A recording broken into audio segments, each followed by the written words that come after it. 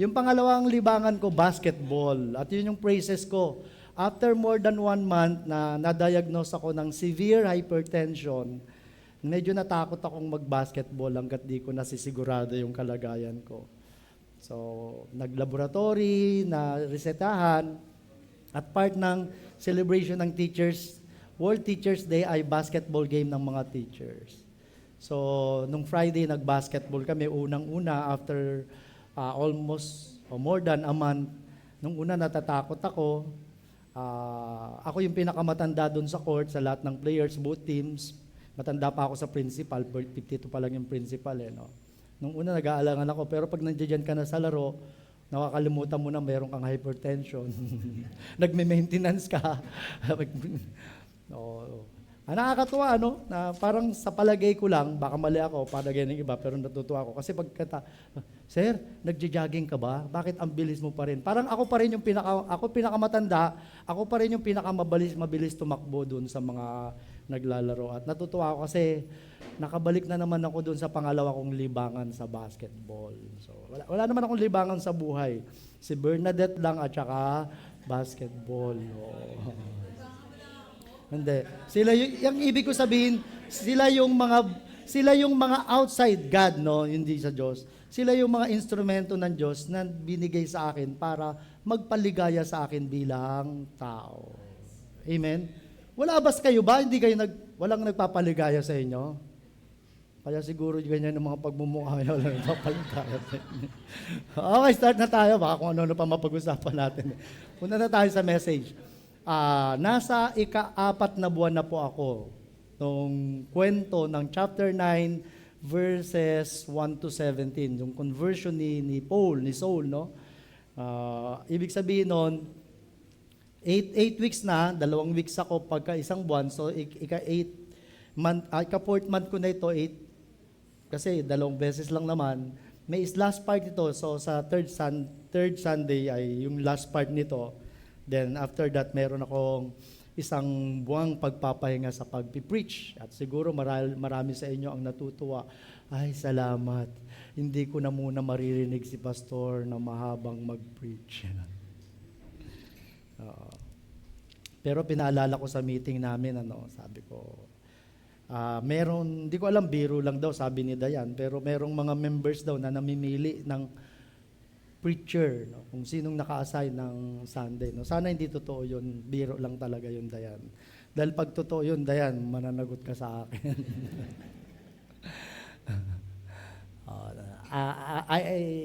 Nag-set ako ng example. Kung napapansin ninyo, kahit sino ang preacher, lagi akong nakaupo sa harapan, nakikinig, hindi natutulog.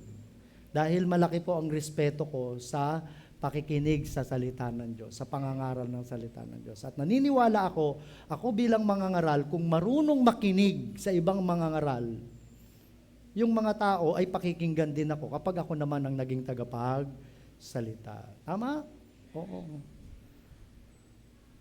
Kaya paalala sa mga elders na nagpipreach dito, huwag kayong matutulog. Nakakahiya kayo.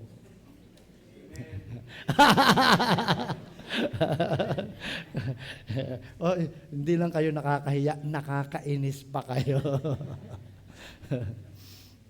Kahit sino yan, yun ang orientation ko nung nag-aaral ako sa Bible School ng preaching. Be respectful to the Word of God, being preached, may laging ituturo ang Panginoon, sino man ang tagapagsalita, laging may mensaheng ituturo sa iyo ang Panginoon. Be respectful doon sa preacher. Huwag mo siyang sukatin sa pamantayan ng mundo.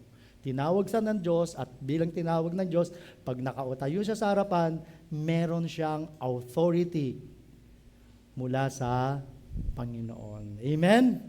Oo. By the way, bago ko makalimutan, last Sunday po ay Pastor's Appreciation Sunday. Mayroon po tayong lunch fellowship. Wala pong youth worship sa hapon. Sabay-sabay po, sama-sama tayo sa lunch fellowship. Mag-coordinate lang po kayo sa mga small group leader ninyo, elder ninyo, para sa pagkain. Review lang tayo, no? Para sa mga, lalo na kung may bisita tayo, no? Kaya, review tayo. Conversion, no? Yung pagbabagong loob. Yung pagka born again sa simpleng salita, kapanganakang muli, pagka karanasan ng kapanganakang muli ni Saulo, na tinawag ding Pablo. No? Review lang tayo. Parang wala. Naka-on naman to. Bumiblink-blink, wala na to. Oo. Naku, matatagalan na naman to. Kasalanan naman ng clicker to, ha? Pag natagalan tayo, hindi ko to kasalanan, ha? Oo. Wala na, oo. Pakicheck nga. Sige, pakibaba na lang. Makibaba na lang ng ano. Yan. So yung habang nakikinig tayo, patuloy tayong magkaroon ng parabang pag-alala doon sa ating conversion experience. Sister Nelda, para mas mabilis tayo, magtatagalog lang ako magtatagalog. Ano. Nakakainis ka, Sister Nelda, hindi kayo nagkakaintindihan ni Brother Bruce. Dapat ikaw taga-interpret ko eh. Hindi kayo nagkakaintindihan eh. Kanina binigyan ko ng regalo si Brother Bruce. Sabi ni Brother Bruce sa kanya, gift ni Pastor Nobem ng pamilya niya. Binalik sa akin, sabi niya sa akin, Pastor, regalo daw sa'yo ni Brother Bruce. Galing nga sa amin yan eh. Nagkakaintindihan nga. Tama yung sabi mo, Lucel, nagkakaintindihan sila. Oo. Kaya ang sarap ng pagsasama nila. Hindi live happily ever after. Hirap talaga. Kaya mag-isip kayo kung mag-a-affirm kayo. Baka hindi kayo magkaintindihan. Oo. Okay, baba. Diretso na tayo. Para ano? Ayaw din gumalaw dyan? Yan. Yan. Anong maganda, anong mabuti, anong magaling kay Apostol Pablo bago siya nakakilala sa Panginoon. But Paul so realized that his excellent credentials cannot save him from the power of sin. His knowledge, his being a scholar, yung scholarship na meron siya, yung pagiging religious niya, na-realize niya, na-recognize niya na hindi siya noon kayang iligtas sa kanyang kasalanan. Next. Ayan. Gaano naman siya kasama? Yung inaakala niyang mabuting ginagawa niya ay isa palang napakalaking kasalanan sa harap ng Panginoon. Napakasama niya dahil sa ginagawa niyang pag-uusig, no? Sa mga mananampalataya, sa mga alagad ng Panginoong Jesus. So, sana naalala natin, gaano tayo kabait, gaano tayo kabuti, gaano tayo kataas ng kalagayan sa pamantayan ng mundo, gaano kataas ang tinapos mo, ang kagandang trabaho mo, pero na-realize mo, okay yung mga senses mo bilang tao, yung common sense mo, yung isip mo, pero hindi ka naligtas noon at nakita mo, na-realize mo, ikaw ay isang taong makasalanan bago ka nakakilala sa Panginoon. Next. Yan, yung pagkatagpo na. Madalas yan, ano? Sige, tingnan natin. Marami po yan na mga subpoints. No? Sige, next. Face off. Next po. Yan. Yan. So sa ganong kalagayan, siya ay kinatagpo pa rin ng Panginoon. Hindi naging hadlang ang kanyang pagiging makasalanan para hindi siya katagpuin ng biyaya ng Diyos. Dito na tayo sa port na yata yun. So after nung personal encounter niya, nagkaroon siya ng prayer engagement sa nabuhay, muling nabuhay na Panginoong Hesus. Yung last Sunday po na message ko, pero may gusto ko lang review. Una, pagka nagbabaptize tayo, nagte-testimony, di ba? Hinihiling natin yung ibabaptize, nagte-testimony. 4 na bahagi yung sinasabi nila. Una, ano ka dati bago ka nakakilala sa Panginoon? Marahil hindi ka napakasama, magandang kalagayan mo sa batayan ng mundo, kagaya ni Paul, pero na-realize mo rin pa rin na ikaw ay isang makasalanan. Pangatlo, paano ka kinatagpo ng Panginoon? Ulitin ko, paano ka kinatagpo ng Panginoon? Sabi nga, ang tanong, natagpuan mo ba ang Panginoon o natagpuan ka ng Panginoon? Anong tama doon? Oo. Ang Panginoon lagi ang nag-i-initiate. Kinatagpo ka. Natagpuan ka ng Panginoon. Sige, tingnan natin. Binulag siya ng Panginoong Hesus. At gusto kong i-review yan dahil mayroon akong di na ilagay sa slide na yan. Ano? Tingnan natin yung passage. Sige po, tuloy natin. Binulag siya ng Panginoon. Yung physical vision niya nawala. Sige po, tuloy natin. Mukhang naghahang din. Ano yan?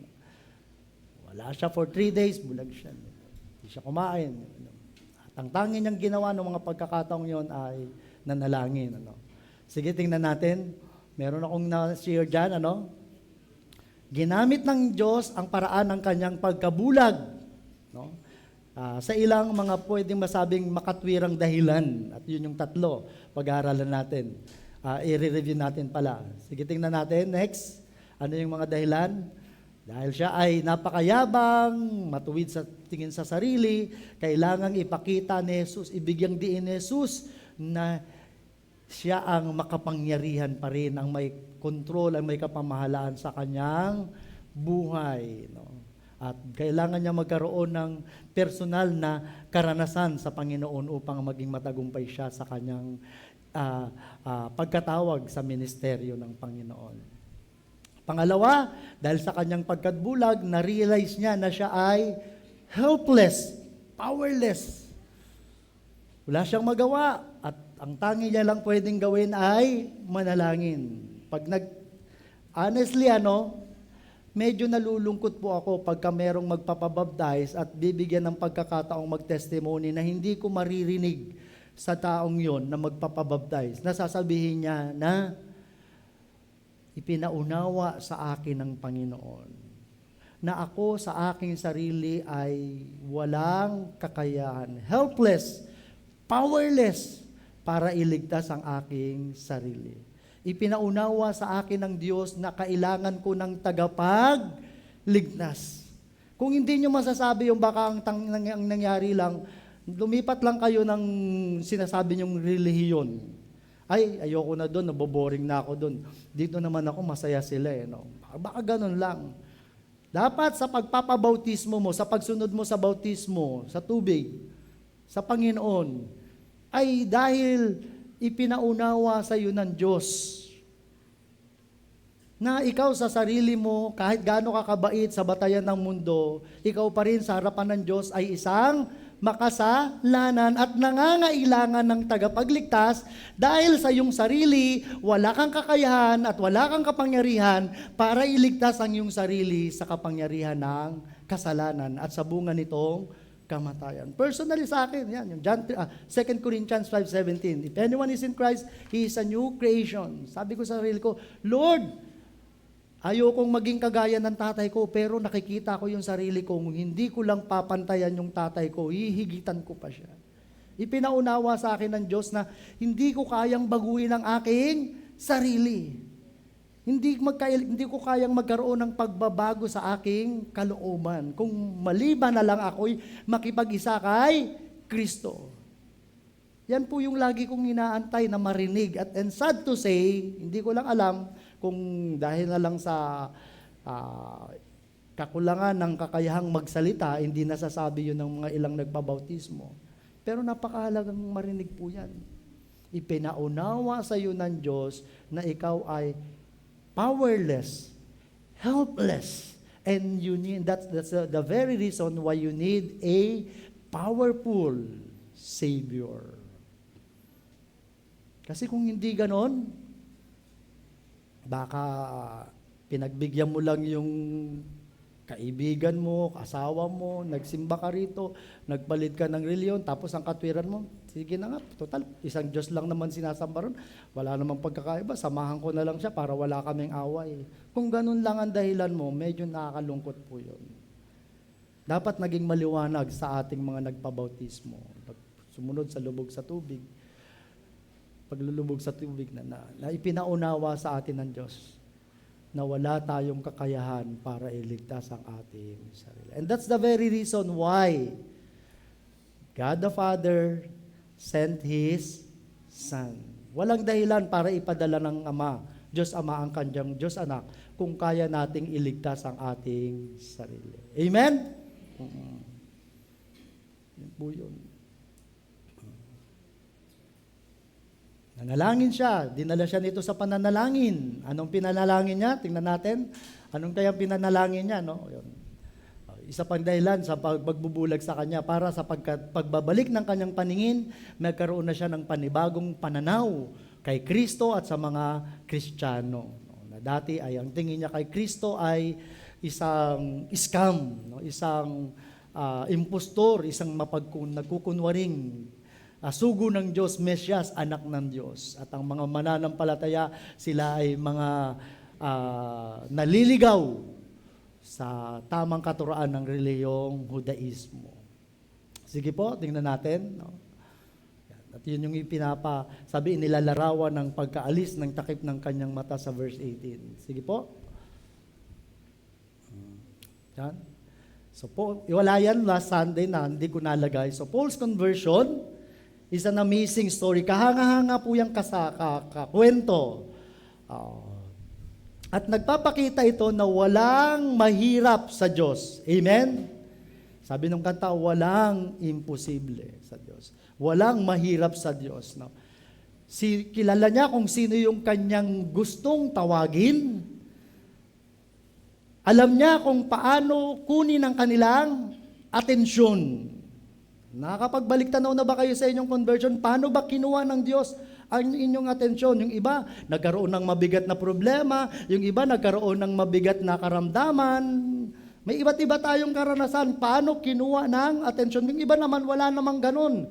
Basta simple lang, na may narinig nila yung salita ng Diyos. Nagbahagi, may nabasa at kinuha, sa ganung pagkakataong kinuha ng Diyos ang kanilang atensyon. Alam ng Diyos kung paanong kunin ang iyong atensyon. Hindi sasabihin ni Lord, pag lumingon ka, akin ka.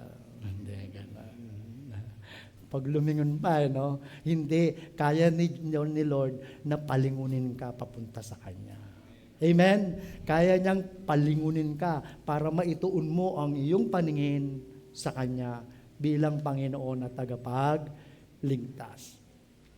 And He can do it anytime, anywhere. Anumang panahon, saan mang lugar. Next. Dapat, kung merong udyok sa ating puso, ano man yun, sa kasalanan, pagkatawag, basta may udyok, ang banal na Espiritu sa ating puso, dapat yun ay maghatid sa atin sa pananalangin. Soul received. Nawala nga yung kanyang pisikal na paningin, pero tinanggap niya sa mga pagkakataong siya ay walang pisikal na paningin, tinanggap niya ang espiritual na pangitain mula sa Diyos. Nakita siya ng pangitain na merong isang lalaki, habang siya'y nananalangin, merong isang lalaking pumasok sa kwartong kanyang tinutuluyan at pinatong ang kamay sa kanya at muli siyang nakakita. So yun yung kanyang pangitain. At sige po, tuloy natin. Saul was suffering a physical problem, was blind and sick. Christ had promised him he would be told later what he was to do. Sabi sa verse 6, pumunta ka doon sa Damascus at sasabihin sa iyo kung ano pa yung dapat mong gawin. And Saul, yun ang pinanalangin ni Saul. Sabi ng The New Matthew Henry Commentary, and Saul prayed that someone would be sent him to instruct him. No? Na ang Diyos, sabi ko nga kanina, di ba?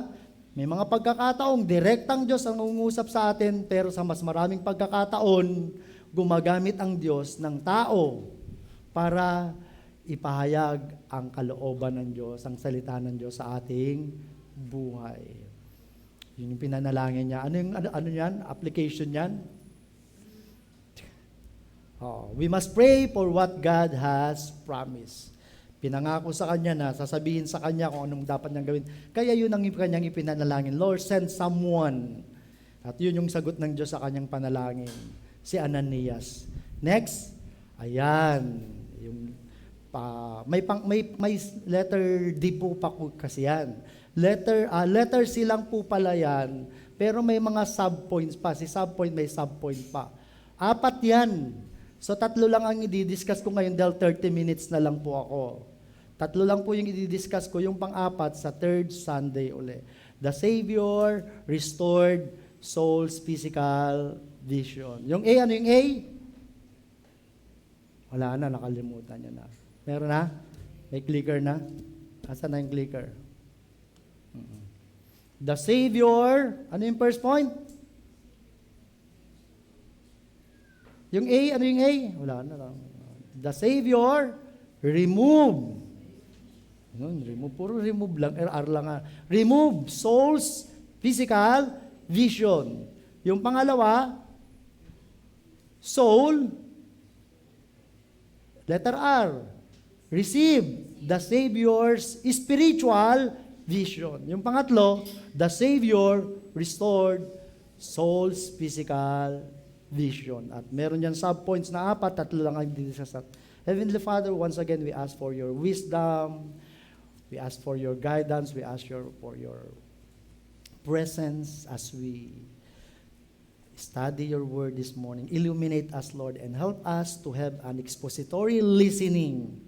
And that as we listen to your word, help us, Lord, to see the wide application of your word in our daily lives. Tulungan mo kami, Panginoon, na makita kung gaano kahalaga ang mga katotohanan ng mga prinsipyo sa Biblia na aming maririnig sa umagang ito. At makita namin ang napakalawak nitong aplikasyon sa aming buhay. Pagpalain mo, O Diyos, ang iyong salita. Pagpalain mo, O Diyos, ang iyong tagapagsalita. Pagpalain mo lahat ng mga makakarinig nitong salitang ito. Dito man, kasama namin or nasa online, dahil sila, marami sa amin ang nagpahayag na may karamdaman sa mga pagkakataong ito. And as they listen this message, Panginoon, iparanas mo sa kanila ang physical na kagalingan sa kanilang mga physical na katawan. Nang sa ganon, Panginoon, after makinig kami at lumabas sa lugar na ito at mai-apply namin sa buhay namin yung mga katotohanan ng aming maririnig, matututunan, ay mabigyan namin ng pagpapala ang iyong dakilang pangalan sa aming buhay. Ito pong aming dalangin sa pangalan ni Jesus. Amen. Ano-ano yung mga subpoints? Tingnan natin yung una. The order to Ananias. Merong utos. Ano yung order sa kanya? Verse 10, Now there was a disciple in Damascus named Ananias. And the Lord said to him in a vision, Ananias, and he said, Here I am, Lord. Here I am, Lord. Honestly, wala tayong masyadong alam kay Ananias maliban dito sa passage na ito. At saka sa verse 13, ano? Sa verse 13 ay pinapakita na siya ay taga Damascus. Hindi kasama si Ananias sa mga mananampalataya sa Jerusalem na tumakas dahil sa matinding pag-uusig. Hindi siya refugee mula sa Jerusalem na umiiwas sa matinding pag-uusig na pinangungunahan ni Saulo.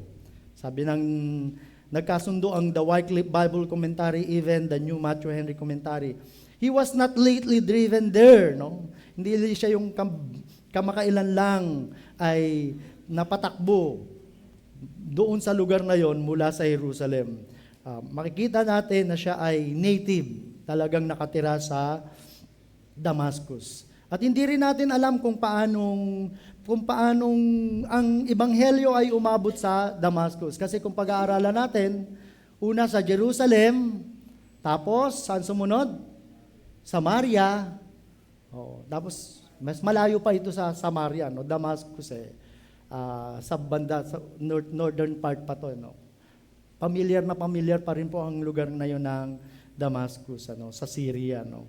So hindi natin alam. Tandaan natin, ang aklat ng mga gawa ay hindi nagkukwento ng detalyeng pangyayari sa kasaysayan ng iglesia, ng unang iglesia, kundi naglalahad lamang ito ng mga mahalagang pangyayari sa paglago ng iglesia noon. So, hindi natin alam, no? Pero isang bagay ang binigyang katiyakan dito ng passage. Sino daw si Ananias? Siya ay ano siya? Disciple. Kinuha ko yung NASB, even the King James. Sa ibang version kasi sinabi lang believer. Medyo mabigat kapag sinabing disciple. Pag sinabing disciple, tanongin mo katabi mo, disciple ka ba ni Christ?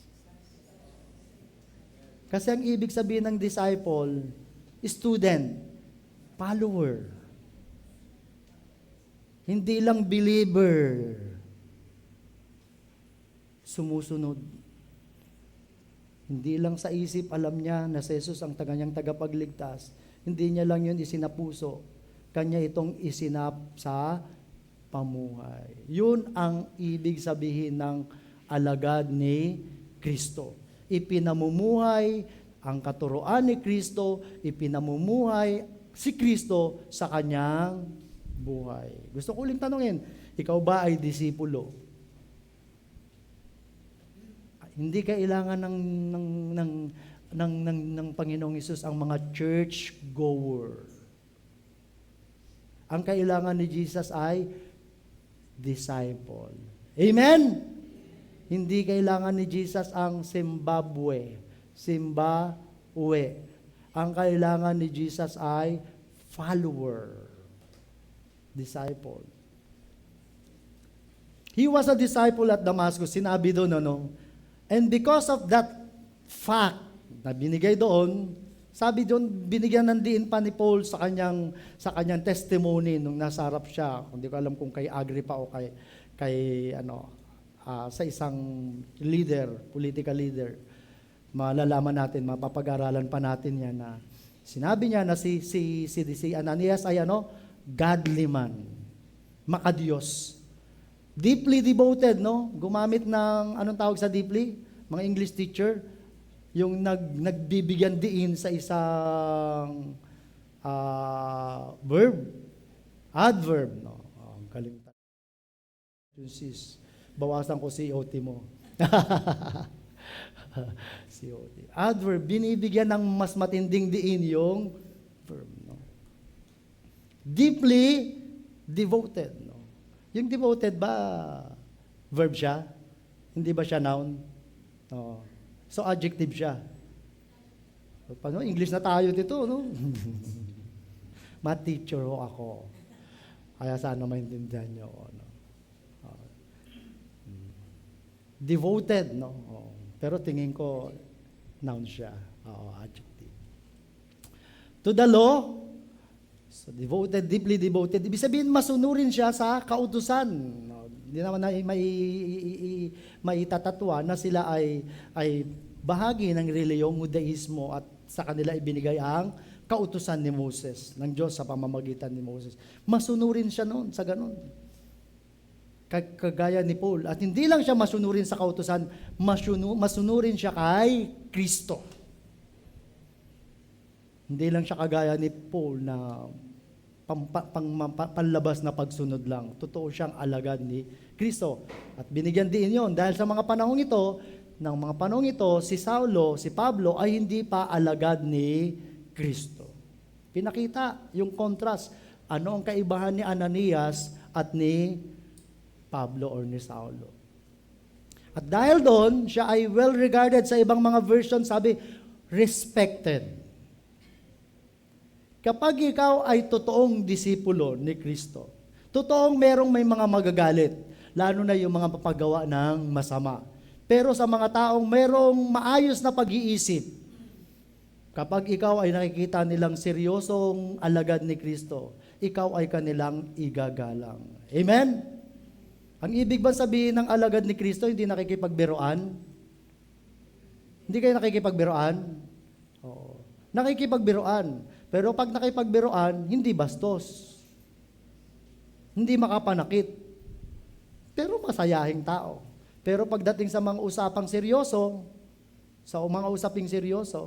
makikita mo na siya ay mayroong mataas na pamantayan mula sa salita ng Diyos. Kaya siya ay iginagalang. Amen? Hindi siya corrupt kahit taga-DPWH siya. Ginagalang siya. A disciple. Anong sinabi sa kanya ng Panginoon sa vision? Anong sabi sa kanya? And the Lord said to him in a vision. Anong sabi sa kanya?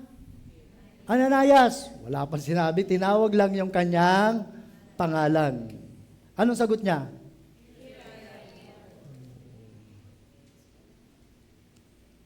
Kung tawagin kaya ni Lord yung pangalan mo ngayon, anong sasagot mo? Natatakot eh. Pero sabi nun notes ko, ganun. Si Ananias, kung ikaw yon, baka natakot ka. Nagulat ka, uy, nagsasalita, totoo pala si Lord, kala ko hindi. Baka nagulat ka.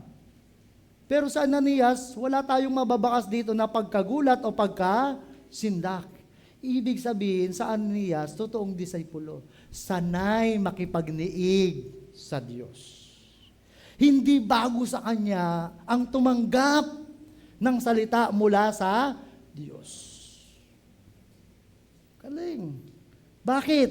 Si Ananias at saka si Lord, ganyan sila oh. Tanungin mo katabi mo, ganyan ba kayo ni Lord? Na pag merong nire-reveal sa iyo ni si Lord, hindi mo pinagdududahan na kay Lord yun. Basta, isipin natin, ang sinasabi ko, merong sinabi sa iyo si Lord. Walang contradiction sa sinasabi ng Biblia.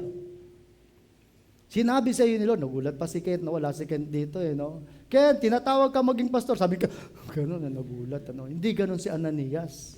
Ang sagot kagad ni Ananias, here I am, Lord.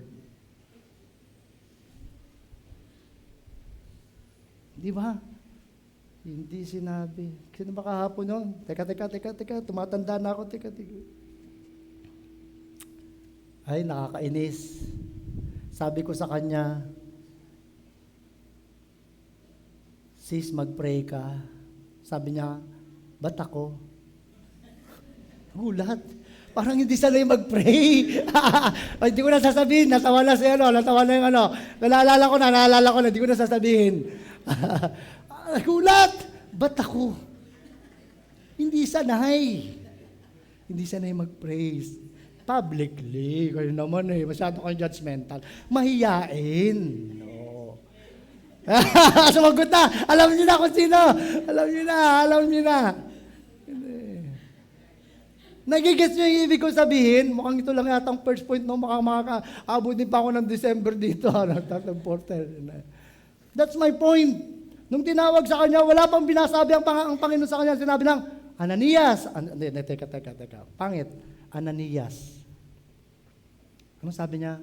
Narito po ako, Panginoon. Sanay ka ba tumanggap ng salita ng Diyos? Meron ba? Tingnan ko nga. Meron akong application dito. A true disciple of Christ has a regular and intimate prayer engagement with Him. Anong point natin dito? Yung pinaka-point natin, pangkabuang point natin, Paul's prayer engagement after nung kanyang personal encounter. Ang totoong alagad ni Kristo ay mayroong regular at malapit na pakikipagniig sa Diyos sa pananalangin. I just want to be honest with you. Ako may struggle ako sa prayer. Hindi ako ganun ka-prayerful. Minsan naisip ko, hindi lang siguro ako yung tipong parang emosyonal. Kasi meron dun sa kakilala namin Dating bading, tapos nung naging Kristiyano, sabi niya, hindi namin siya member. Sabi niya, Pastor, pwede ba araw-araw mahiram ko sa inyo yung sanctuary niyo, yung ganun. Gusto kong mag-pray mag-isa. At pag nag-pray siya mag-isa, umiiyak, umisigaw. Gugulat kami, wala naman siyang kasama. Sabi ko, nakakahiya naman sa kanya, hindi ko ginagawa yun, napaka-intimate ng prayer niya sa Panginoon. Tapos nawala siya, napunta sa bahay nila, bumalik, nabalitaan ko, nakabistida na.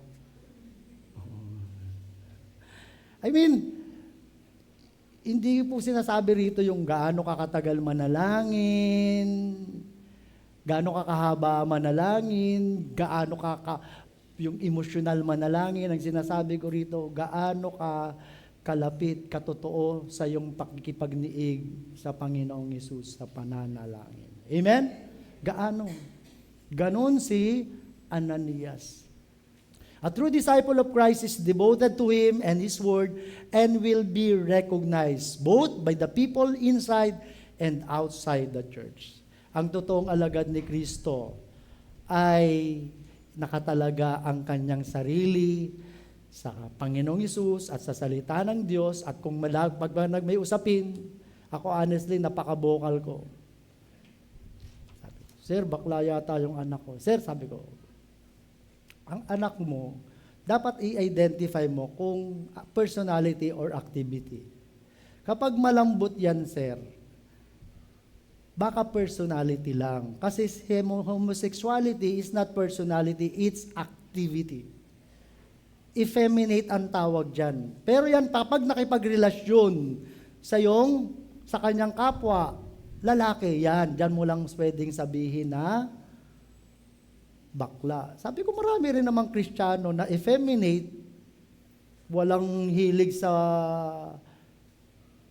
babae, opposite sex, pero hindi sila nag-i-engage sa same-sex relationship. At hindi natin pwedeng sabihin sila na homosexuality. Pero meron silang para bang sabihin na nating struggle. Walang pinagkaiba yan sa mga, ang struggle ay hindi sa same sex o sa opposite sex. Parehas lang may struggle.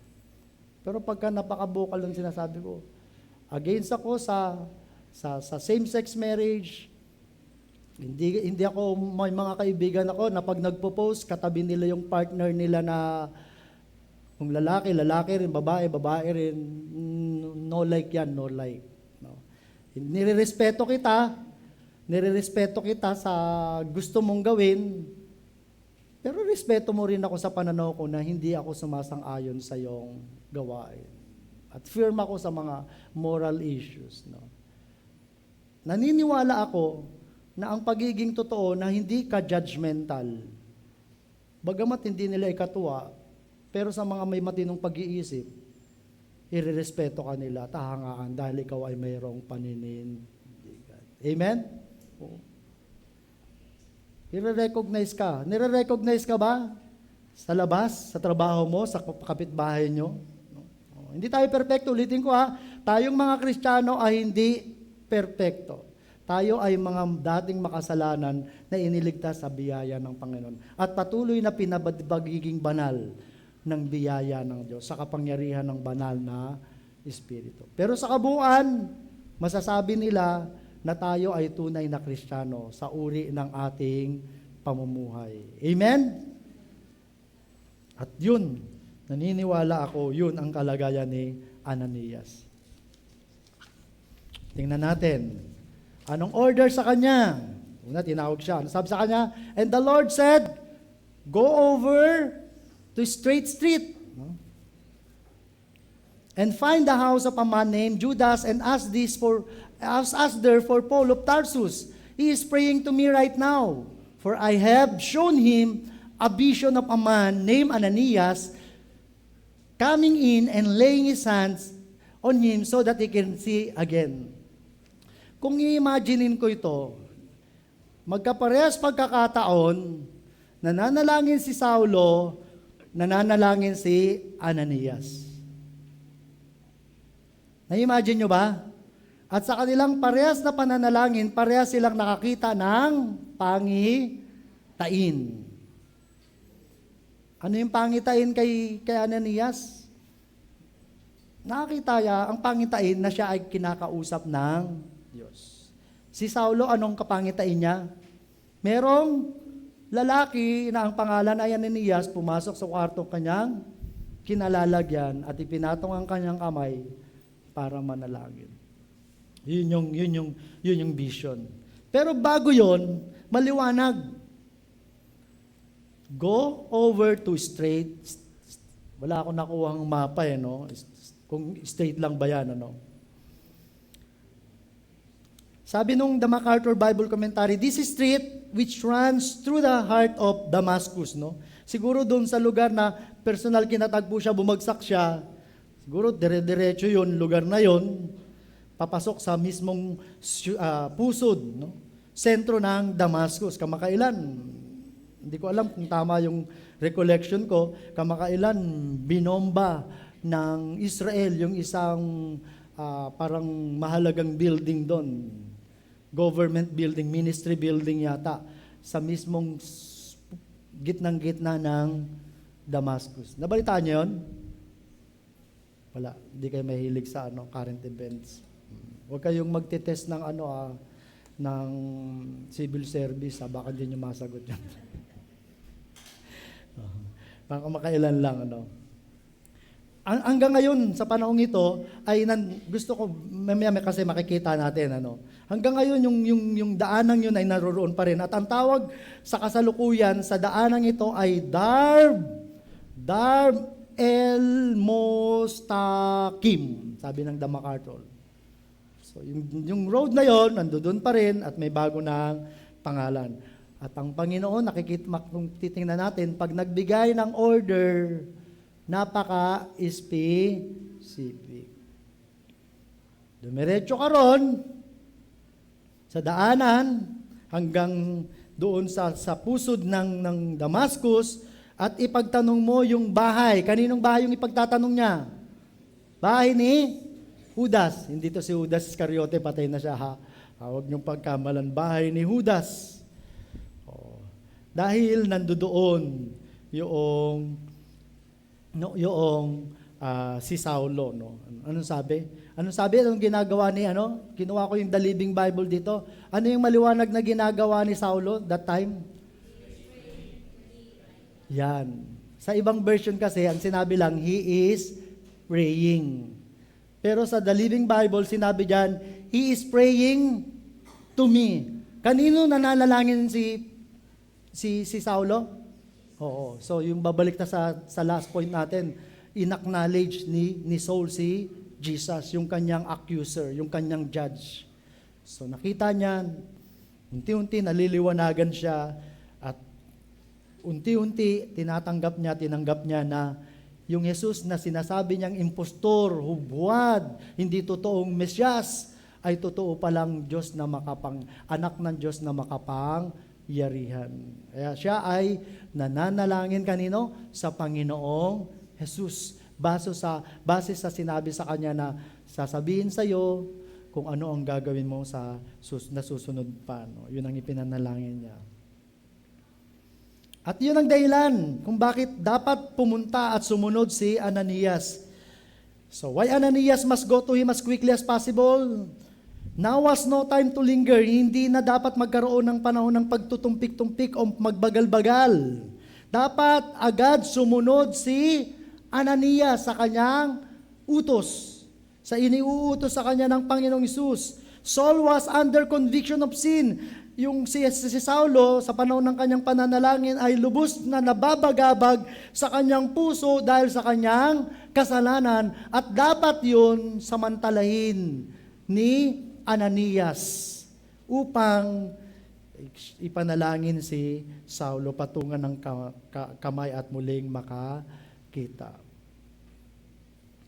Minsan may na-experience na ba kayo, kinukonvict kayo na bisitahin ng isang tao, may sakit, may problema, tapos sabi mo, tsaka na lang, busy pa ako Meron ba kayo ganon? May conviction, kasi madalas nakakarinig ako ng mga testimony, may problema ako, tapos bigla akong may binisita sa akin.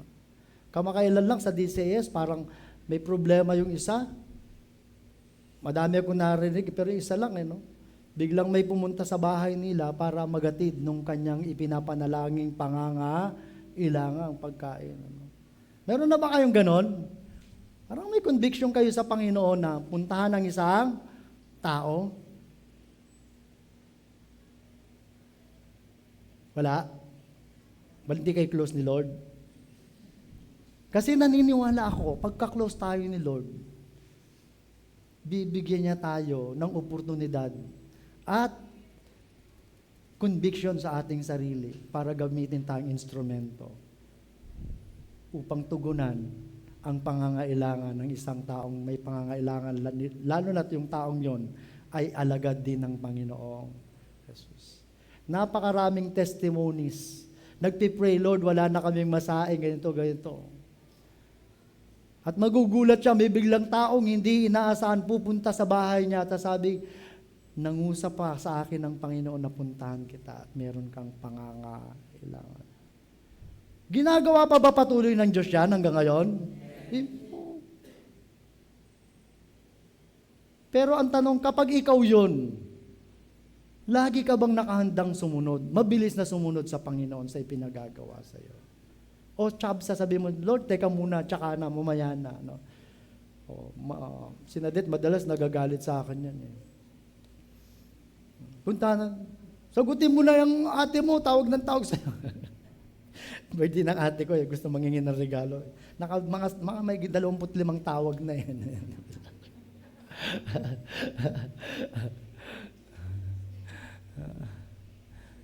Parang wala kasi kong conviction eh. Nainis kasi ako sa ate ko. Hindi inaalagaan yung tatay ko. Yung tatay ko ay gustong tumira sa bahay namin at siya ang kasama ron. Hindi niya binabantayan kaya naiinis ako sa kanya. Tapos gusto na namang manghingi ng pang-pa-birthday. Kasi nanganak yung anak niya, binigyan ko ng pambiling prutas. Pag nabalitaan niya, binigyan ko ang anak ko, naku nga, binigyan mo, kung di mo binigyan, kapatid mo ko eh. Parang wala akong conviction eh. Hindi, I mean, may mga pagkakataong ganito. Inuudyukan tayo ng Diyos, may pinagagawa sa atin ng Diyos, at ang dapat natin gawin ay agad sumunod. At yun ang gusto ng Panginoon kay Ananias. No? So Ananias was given 2 reasons why he must go. Because the stranger was praying, Saul was praying. Yung stranger isang ano ba magandang Tagalog na stranger? Nasa dulo na ng labi ko, dudura ko na to. Hindi, nasa ganda. Hindi kilala, hindi niya kakilala. Hindi niya kakilala ni ano to. Hindi niya kakilala. Estrangero, Espanyol yun, hindi Tagalog. Hindi niya kakilala, pupuntahan niya. Binigyan siya ng 2 dahilan dito. Una, yung estrangherong yon nananalangin. At yung taong yon sa panalangin niya, nakakita ng pangitain. At sa kanyang pangitain, ikaw, Ananias, ang kasagutan, ipinagkaloob ng Diyos sa kanyang panalangin para tugunin ang kanyang panalangin. Ano yung kanyang panalangin? Na muli siyang makakita. Sana ganun tayo, no? Pag sinasabi sa atin ng Panginoon na ikaw ang gusto kong gamiting instrumento, susunod kagad tayo. Gusto kitang gamitin at samantalahin yung pagkakataon na tayo ay gamitin ng Diyos na instrumento. Tarang nabaliktad, ano? No? Tapos na ba? Ano yung lesson dito? Okay, para magising kayo, basa kayo po magbasa. 1, 2, 3, go.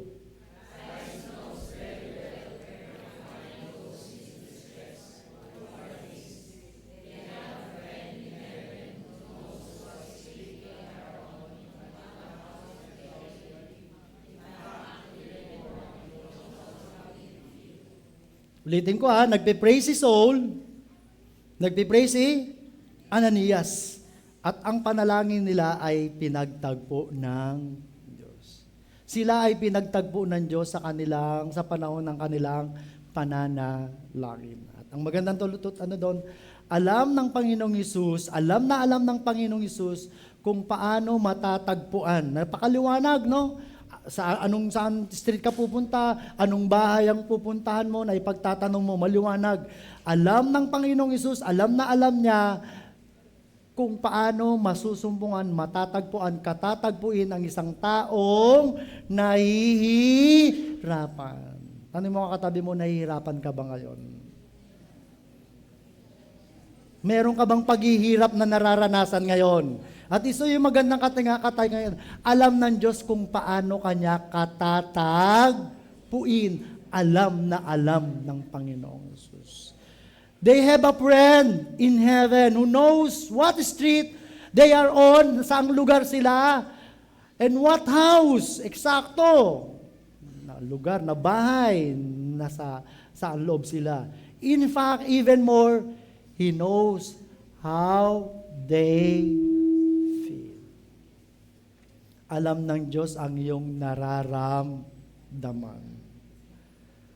Lalo na kung ikaw ay nasa panahon ng iyong paghirap.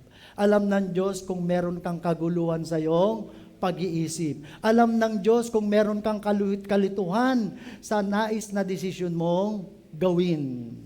Alam ng Diyos ang iyong pag-aalala. Alam ng Diyos ang iyong mga parabang kinatatakutan. Alam ng Diyos ang mga bagay na nakikita niyang nakakapagpalungkot sa iyo. Alam na alam ng Diyos dahil kilalang kilala ka ng Diyos. Amen? Sabi ko, 3 tayo, hindi yata kaya. Doon lang muna tayo. Tanong mo katabi mo, babalik ka ba sa point 2 tsaka point 3? Tanong mo, babalik ka pa ba? Kasi tatapusin na natin yan eh. 11:55 na yan, malabo ko na matapos yan. At yun yung gusto kong iwan sa inyo, yung mga bagay na yun. Ano yun yung mga natutunan natin? Ulitin natin. Ano yung mga natutunan natin na lesson dito? Yung huli lang natandaan nyo. Alam ng Diyos kung ikaw ay nahihirapan. Alam ni Lord kung anong hirap ang nararanasan mo para pagkasyahin yung budget ninyo. Hindi iba-iba tayo, di ba? Pero isang bagay ang tiyak ng Diyos, alam ng Diyos ang iyong pangangailangan. At tiyak, alam din ng Diyos ang kaparaanan niya para katagpuin ang iyong pangangailangan. Napakaganda nun. Napakagandang katiyakan nun sa ating buhay. Napakasarap isipin na meron tayong ganong klaseng Diyos. Habang tinatanggap natin itong tinapay, the Lord's Supper, at saka katas ng ubas, sa liwanag ng salita ng Diyos na inyong narinig, ano ang nais mong gawing tugon sa Panginoon sa umagang ito? Nihiling ko po yung dalawa sa ating mga elders na tuwangan ako. Patuloy tayong manatili sa espiritu ng panalangin.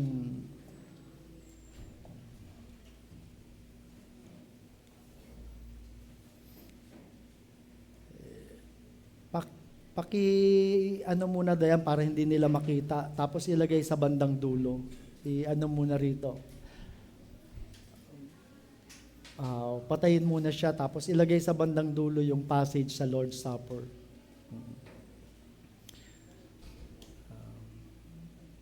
Tapos, dahil wala naman pong nag-volunteer, napilitan na kumanta ngayon, ay awitin natin yung tinapay ng buhay. Kabisado mo ba yun, Mike? Ha? Come to the table? Oo. Sige, come to the table. As we sing the song, Come to the Table, ay patuloy tayong manatili sa espiritu ng panalangin. Ano yung gusto ng Diyos na ipanalangin natin? Magkaroon tayo ng reflection, ano? Lagi kong sinasabi dyan sa bandang dulo, no? Mag-reflect tayo. Kasi ang karapat-dapat lang sa totoo lang na makibahagi ng banal na hapunan.